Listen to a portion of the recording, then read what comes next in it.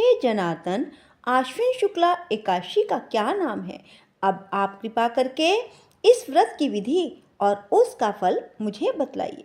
भगवान श्री कृष्ण ने कहा, हे युधिष्ठिर, समस्त पापों को नाश करने वाली इस एकादशी का नाम पाप अंकुशा एकादशी है।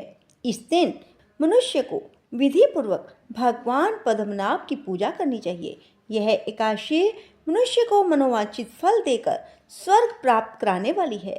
मनुष्य को बहुत दिनों तक कठोर तपस्या करने से जो फल मिलता है, वह फल भगवान गरुड़ ध्वज को नमस्कार करने से प्राप्त हो जाता है।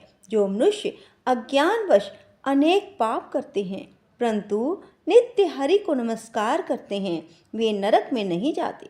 विष्णु भगवान के नाम के कीर्तन मात्र से संसार के सब तीर्थों के पुण्य का फल मिल जाता है।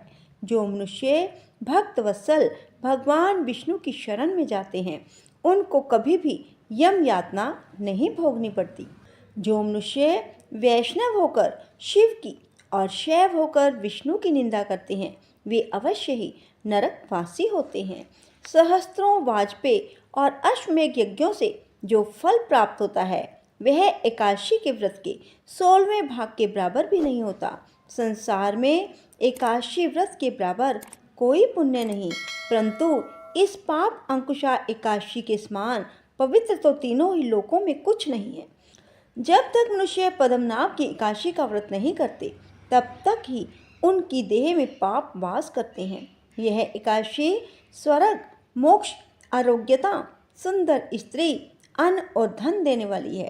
पाप अंकुशा एकादशी व्रत के बराबर गंगा, गया, काशी, कुरुक्षेत्र और पुष्कर भी पुण्यवान नहीं है। पाप अंकुशा एकादशी का व्रत और जागरण करने से मनुष्य विष्णु पद को प्राप्त होता है। हे राजेंद्र, इस व्रत के करने वाले 10 पीढ़ी मातृ पक्ष की, 10 पीढ़ी पितृ पक्ष की और 10 पीढ़ी मित्र पक्ष का उद्धार कर देते हैं। वे स्वयं भी दिव्य देह धारण कर चतुर्भुज रूप हो, पीताम्बर पहन और हाथ में माला लेकर गरुड़ पर चढ़कर विष्णु लोक को जाते हैं। हे राजन, इस व्रत को करने से पापी मनुष्य भी दुर्गति को प्राप्त ना होकर सद्गति को प्राप्त होता है।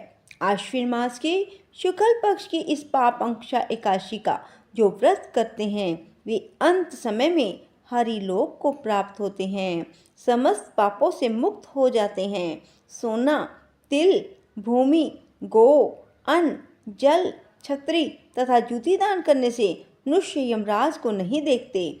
जो मनुष्य पुण्य कर्म और एकादशियों के व्रत किए बिना जीवन व्यतीत करता है, वह लुहार की भट्ठी की तरह श्वास लेता हुआ भी निर्जीव के समान है। निर्धन मनुष्य को भी अपनी शक्ति के अनुसार दान करना चाहिए। धन वालों को सरोवर, बाग, धर्मशाला, गौ सदन, मकान आदि बनवाकर दान करने चाहिए। ऐसे मनुष्यों को यम का द्वार नहीं देखना पड़ता और संसार में दीर्घायु, धनाढ्य, कुलीन और रोग रहित रहते हैं। सार अंश है कि धर्म से सद्गति और अधर्म से दुर्गति प्राप्त होती है, इसमें कोई संदेह नहीं। हे राजन, जो आपने मुझसे पूछा वह सब मैंने आपको बता दिया। अब और क्या सुनने की